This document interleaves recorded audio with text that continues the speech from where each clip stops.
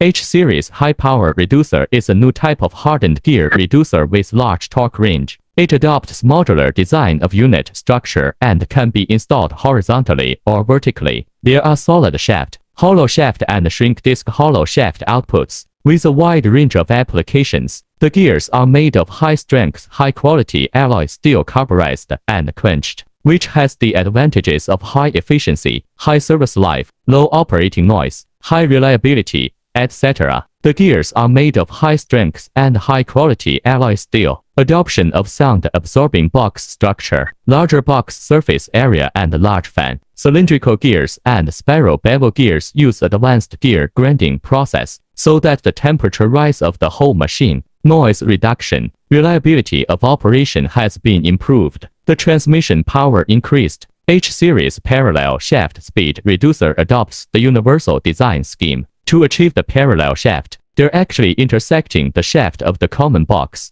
Parts and components to reduce the number of types and specifications increased.